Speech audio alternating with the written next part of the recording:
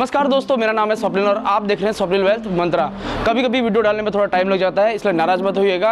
मैं लगातार वीडियोस डालता रहूँगा, आपसे टच में बने रहूँगा। बहुत अच्छी अच्छी वीडियोस लाने वाला हूँ, इसलिए आप देखते रहिएगा। तो आज मैं बात करने वाला हूँ ब्रोकरिंग के ऊपर। ब्रोकरिंग जानने वाले वही लोग होते हैं जो ट्रेडिंग करते हैं। ट्रेडिंग में ब्रोकरिंग कितनी अहम होती है ये वही लोग जानते हैं जो कई टाइम से ट्रेडिंग करते हुए आ रहे हैं। लेकिन मेरी जो वीडियोज़ हैं उनमें कई बार कमेंट्स आए हैं कि आप इस पर एक वीडियो बनाइए, ब्रोकरेज कैसे लगती है, इस पर चार्जेस कैसे लगते हैं। तो मैंने सोचा कि आपको XYZ ब्रोकरिंग के बारे में बताऊं इस वीडियो में, ताकि आपके जितने भी डाउट हो वो सब क्लियर हो जाए। ब्रोकरिंग कंपनीज होती है जैसे जियोजिट, BNB परिवार, रेलिगेयर, HDFC, ICICI, ये एक हमें प्लेटफॉर्म मुहैया कराती है कि हम इसे ट्रेडिंग कर सके। अब ट्रेडिंग होती क्या है? जब भी हम किसी के शेयर को खरीदते हैं या किसी शेयर को बेचते हैं, इसे ट्रेडिंग कहते हैं। ट्रेडिंग दो तरह की होती है, एक होता है इंट्राडे, एक होता है डिलीवरी बेस। इंट्राडे, जब किसी एक दिन में हम किसी शेयर को खरीदते हैं और उसी दिन उस शेयर को बेच देते हैं तो इसे कहते हैं इंट्राडे। और जब हम किसी शेयर को एक दिन खरीदते हैं, होल्ड रखते हैं या फिर अगले दिन बेचते हैं, 4 महीने तक रखते हैं, 5 साल या कितने भी साल होता है, तो उसे कहते हैं डिलीवरी बेस। दो टाइप के ब्रोकर्स होते हैं, एक होता है फुल टाइम ब्रोकर, एक होता है डिस्काउंट ब्रोकर। जो फुल टाइम ब्रोकर होते हैं उसका नाम से ही समझ सकते हैं कि वो आपको फुल सर्विस देते हैं, टेलीफोनिक सर्विस हुई या फिर आपको जैसी भी सर्विस चाहिए वो देते हैं। जबकि जो डिस्काउंट ब्रोकर होते हैं वो ट्रेड के हिसाब से काम करते हैं, जैसे 10 रुपये पर ट्रेड, 20 रुपये पर ट्रेड, 30 रुपये पर ट्रेड। और जो फुल टाइम ब्रोकर होते हैं वो आपको 0.1 से लेकर 0.10% तक ब्रोकरिंग चार्ज करते हैं। ब्रोकरिंग चार्ज से जो भी शेयर खरीदना है या बेचना है उस पर ब्रोकरिंग फीस लगती है। आज मैं आपको एक एग्जांपल के थ्रू बताऊंगा कि ब्रोकरिंग कैसे लगती है। एक लड़का है राहुल और उसकी फ्रेंड है पिंकी। राहुल जो होता है वो इंट्राडे ट्रेडिंग करता है, जबकि जो पिंकी है वो डिलीवरी बेस्ड ट्रेडिंग करती है। अब आप देखिएगा वीडियो में आगे कि कैसे दोनों ट्रेडिंग करते हैं, कैसे कैसे चार्ज लगते हैं, जिससे आप पूरी तरीके से समझ जाएंगे। राहुल और पिंकी ट्रेडिंग करते हैं। राहुल जो है उसे इंट्राडे ट्रेडिंग पसंद है, जबकि जो पिंकी है उसको डिलीवरी बेस्ड ट्रेडिंग पसंद है। दोनों के पास 1-1 लाख रुपए हैं, दोनों 1-1 लाख रुपए से शेयर खरीदते हैं। सबसे पहले आती है ब्रोकरेज। इंट्राडे में जो ब्रोकरिंग लगती है वो लगती है 0.1 से 0.10%, जबकि डिलीवरी में 0.3 से आगे 0.5 या 0.6 तक इसमें ब्रोकरेज लगती है। राहुल ने 1 लाख रुपए के शेयर खरीदे तो उसको इंट्राडे में जो ब्रोकरिंग लगी वो लगी 0.05%, मतलब 50 रुपये बाई साइड पे, और जब वो बेचता है तो 50 रुपये सेल साइड पे। टोटल उसको जो ब्रोकरिंग लगी वो लगी 100 रुपये। दूसरी तरफ पिंकी जब आगे बेचती है डिलीवरी बेस पे तो उसको 0.3% ब्रोकरेज लगी, जिसमें उसको 300 रुपये बाई साइड पे और 300 रुपये सेल साइड पे देने पड़े। टोटल जो उसको देनी पड़ी 600 रुपये ब्रोकरेज देनी पड़ी। इसके अलावा भी कई अन्य प्रकार के चार्ज देने पड़ते हैं, जिसे समझने की आपको अति आवश्यकता है। दूसरा जो टैक्स है वो है STT, जिसे कहते हैं सिक्योरिटी ट्रांजैक्शन टैक्स। पहले क्या होता था, कई लोग शेयर मार्केट में अपना प्रॉफिट डिक्लेयर नहीं करते थे, तो 2004 के बाद सरकार ने STT को शामिल कर दिया, जिसमें शेयर की खरीद बिक्री पर STT लगाना शुरू कर दिया गया।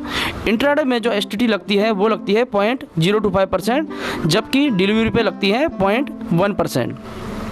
तो यहाँ पर राहुल को देखा जाएगा तो उसने इंट्राडे में जो सेल साइड पे लगेगी STT वो लगेगी 0.025% ऑफ 1 लाख, तो उसको सिर्फ 25 रुपये इसमें STT पड़ी।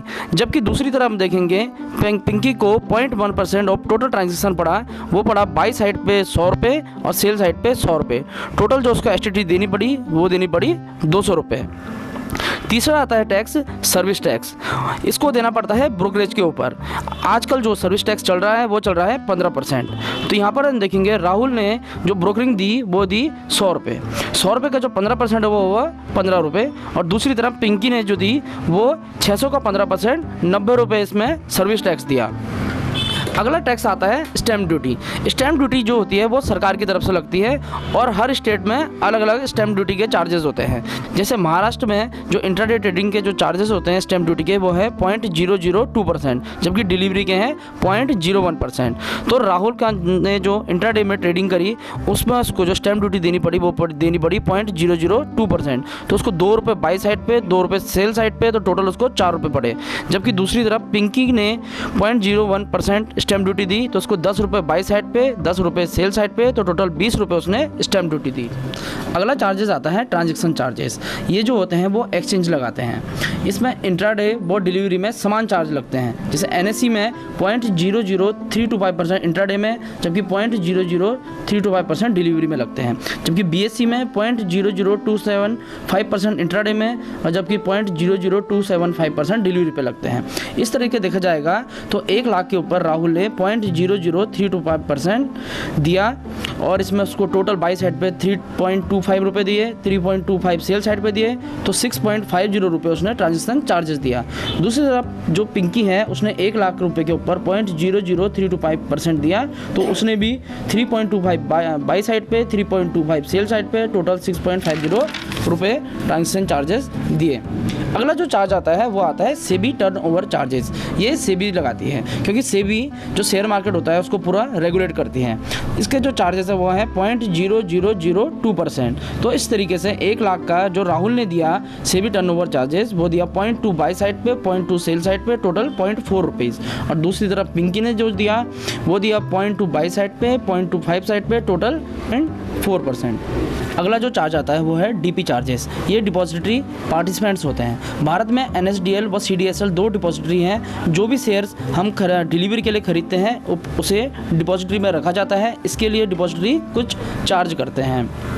ये दोनों डिपॉजिटरी इन्वेस्टर्स को डायरेक्ट चार्ज नहीं करते, बल्कि ये डिपॉजिटरी पार्टिसिपेंट को चार्ज करते हैं और वो जो इन्वेस्टर्स होते हैं उनको चार्ज लगाते हैं। ये 10 रुपये से 35 रुपये के बीच होते हैं और ये सिर्फ डिलीवरी पर लगते हैं, वो भी सेल साइड पर। इसमें देखा जाएगा जो इंट्राडे में DP चार्जेस होते हैं वो नील होते हैं, जबकि जो डिलीवरी पे लगते हैं वो DP चार्ज रुपये 10 से 35 रुपये के ऊपर लगते हैं। तो यहाँ पर हम देखेंगे जो पिंकी थी उसने DP चार्ज दिया 20 रुपये। ये लिस्ट जैसे आप देख सकते हैं कि राहुल ने इंट्राडे में कौन कौन से चार्ज दिए, यहाँ पर आप समझ सकते हैं, और पिंकी ने कितने कितने चार्ज दिए। राहुल ने कितने दिए, ब्रोकरिंग चार्ज 100 रुपये, STT 25, service tax 15, stamp duty 4, transaction charges 6.50, SEBI turnover charges 0.4, DP charges nil. तो टोटल जो चार्ज दिए राहुल ने दिए 150.9 रुपीज़। और दूसरी तरफ पिंकी ने जो दिए वो डिलीवरी चार्जेस दिए 936.9 रुपीज़।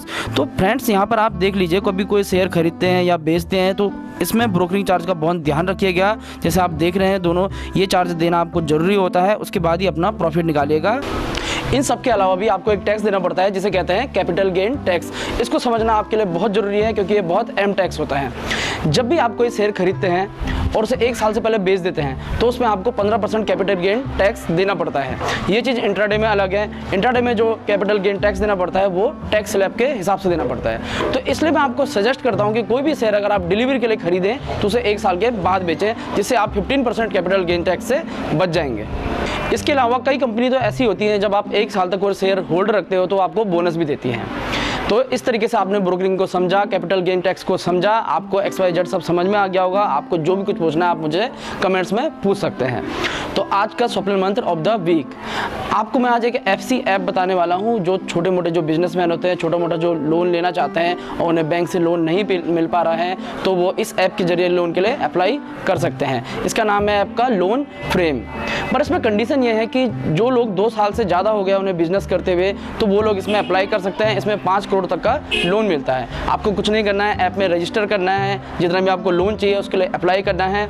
फिर जो ऐप होगी उसमें जो मैनेजर्स होंगे वो उसको फॉरवर्ड करेंगे आगे बैंकों की तरफ, NBFC की तरफ वो आगे फॉरवर्ड करेंगे और वो एलिजिबिलिटी देखेंगे आपके, और आपको 15 या 20 दिन के अंदर आपको बता दिया जाएगा। बहुत अच्छी ऐप है, आप इसको जरूर डाउनलोड कीजिए और आपको अगर लोन चाहिए तो आप इसमें अप्लाई कर सकते हैं।